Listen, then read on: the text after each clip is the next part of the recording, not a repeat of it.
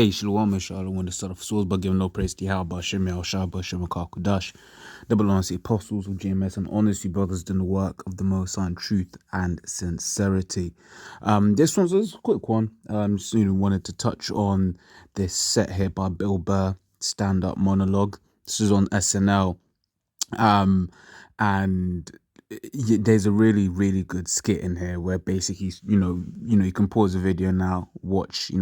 It's only it's only 7.5 minutes of comedy, and then you'll see the point that I want to talk on for yourselves, just before I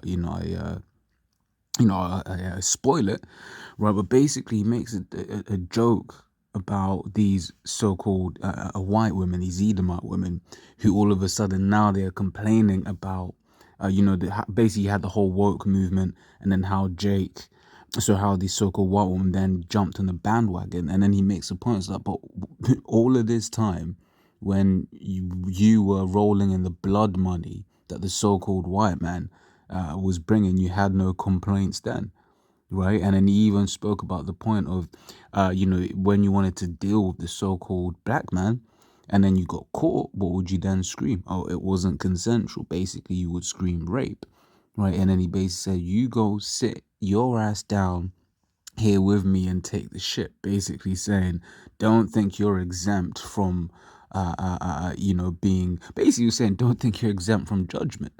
Right now, personally, I believe Bill Burr to be a Jake, personally, and everything. That's a personal opinion. You can disagree.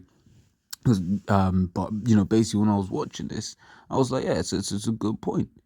These Edomite women, just because now they can outwardly deal with Jake, people may might see as the so-called white woman with a so-called black man, right? An Edomite woman with a Israelite man, right? They might be like, oh, the white woman, she didn't really do anything. And even in these slave movies, for the most part, they don't put the Edomite woman on blast too tough. So people might forget that the Edomite woman is a devil too. That she's a devil too. And we can't ever forget that. And in fact, in the kingdom, she ain't gonna forget. She gonna be right there with Esau sitting down in the pits. Just like how Bill Burr here was saying, right? So grab the scriptures. First one I want to get is actually Ezekiel 9, which we know to be referring to the Israelites, right? But it's to show the fact that the Most High is not a respecter of persons, as the scripture says. As the children of Israel are going to get judged as a group, right? The children of Edom, the children of Elam, the children of Moab, right? They're all going to get judged and the others, right? They're all going to get judged as a group. Just because you're a woman doesn't make you exempt. That's not how the Most High works. Right? We'll start Ezekiel 9:5. It says, and to the others he said in mine hearing, go after him through the city and smite. Right? Let not your eyes spare, neither have ye pity. So all of those that aren't sighing and crying. It says, slay utterly old and young, both maids and little children and women, but come not near any man upon whom is the mark. That is the mark of exemption, right, from judgment. And begin at my sanctuary. Then they began at the ancient men which were before their house. Now, when you read that, what does it say? Slay utterly old and young. So old people, young people, both maids and little children and women. Right, so women come up here twice. And this is for the children of Israel. Right, this is the children of Israel that the Most High is saying to. The apple of the Most High's eye. The Lord is saying, go and do these things too. Now, it says, start at my sanctuary. So, what can you deduce from that? Well, if you start at this sanctuary, basically if you start with Israel, that the other nations aren't going to be exempt from this either, right? And that said, in the kingdom, these heathen women, just because we might find you attractive doesn't mean you're exempt from judgment. Hey, Esau found the so-called black woman attractive, didn't stop a whole load of black women going into and picking cotton with the Israelite man. But that's why, would you call it, a good film is actually, that kind of shows this, is 12 Years a Slave, right? Because it shows you there the so-called black woman was out there in the field, right, picking too, right? These pictures of, young Jim, I had a sad picture of young Jake baby out there picking cotton, man. Right, child must have been like 3-4 years old, just about able to walk. The bag was almost as big as himself. right out there picking cotton, man. So Esau had no mercy. So why the hell should the Edomite woman feel like she's exempt? She was all a part of that.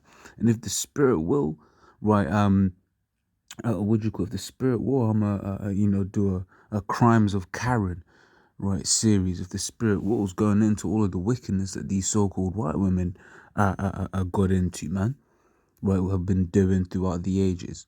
Right, and like I said once again on 12 Years of Slavery, you saw the guy's wife basically throwing the glass bottle at I forgot that chick's name, but basically throwing the glass at the not bottle but the glass at the so-called black woman in that film, right, showing you, right, that these so-called white women, they're just as bad as the so-called women. They're of the same seed, right? They're of the same. They're Edomites, Ark, right?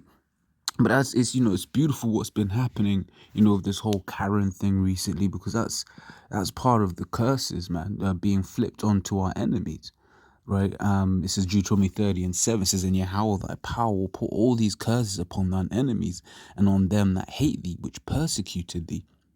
Right, so the Lord Yahweh is going to put all of these curses on our enemies. And what's one of them? A proverb and a byword, right? And the curses, they didn't stop at just the men. The curses, they got on to the Israelite woman too, right? Let me see, I forgot where it is. Finding page. Tender and, yeah, you see. So it says Deuteronomy 28:56, "And the tender and delicate woman among you, which would not adventure to set the sole of her foot upon the ground for delicateness and tenderness, her eye shall be evil toward the husband of her bosom, and toward her son, and toward her daughter." So this is a curse that was, put upon the Israelite woman, right? How basically, and which once again, it wasn't just the Israelite man that was cursed; it was the Israelite woman. Now, does that mean that the Edomite woman's going to be exempt from judgment?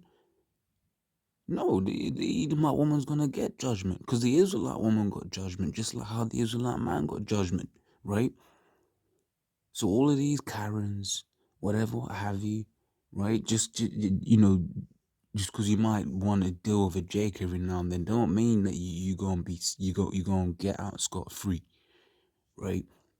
So it says, let me read it again. "The tender and delicate woman among you, which will not adventure to set the sole of her foot upon the ground for delicateness and tenderness." Now, when you look at like them old, once again, them slave movies and period pieces, you had them well-to-do Edomite women that were catered, man. That were catered for, right? But look at them now, and in the state that they're gonna be in the kingdom. Oh man, it's gonna be a sight to behold, right? They will genuinely have fallen, and it's gonna be beautiful, right? The amount of Jake men that have died because of this demonic bitch. Excuse my French, Salakia, right? It says that I shall be evil toward the husband of her bosom. That's a curse, man, right? Because the Israelite, a woman Israelite man, every people know that there's an animosity between the two, right? It says toward her son and toward her daughter. And you see how the Israelite woman treats her children, man. It's disgusting. It's disgusting, right? But those curses are gonna be applied to these Edomite women too, right? In the kingdom, man. Right? That's what we just read in Deuteronomy the 30th chapter and the 7th verse. So Shesau will not go unpunished. This is Obadiah 1:18. "And the house of Jacob shall be a fire, and the house of Joseph a flame, and the house of Esau for stubble. And they shall kindle in them and devour them, and there shall not be any remaining of the house of Esau." Right?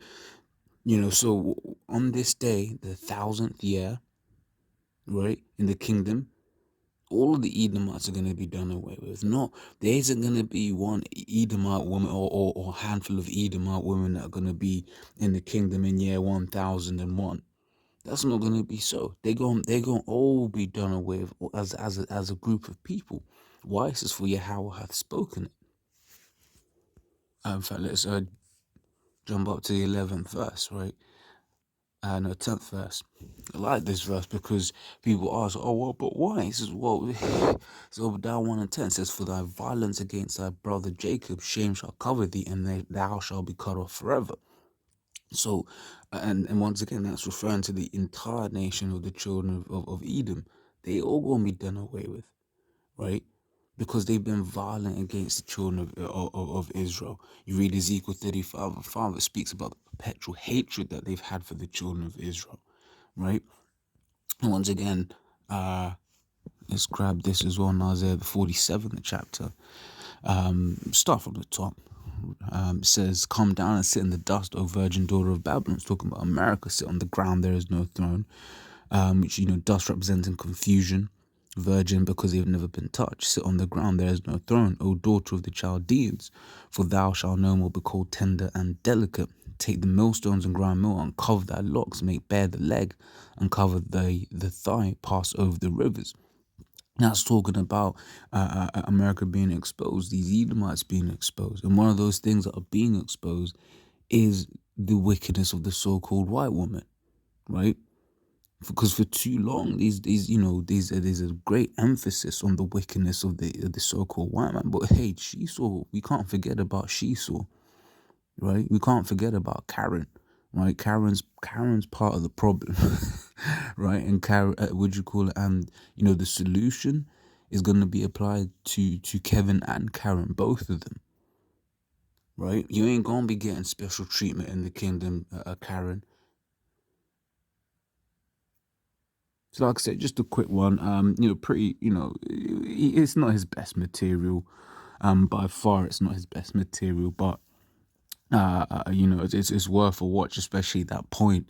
And you go through. I'm sure if I go through the comments, you go and see a load of If and this is the point, did he lie though? This is Jake. Jake has been all over this. He was like, look, man. Jake been finding this funny. He's dealing with a so-called black woman. This guy anyway, right?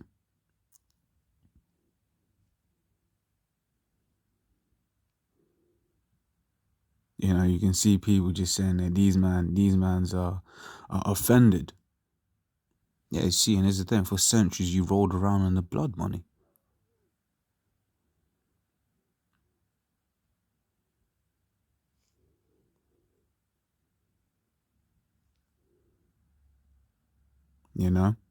But hey, like I said, it's a good watch.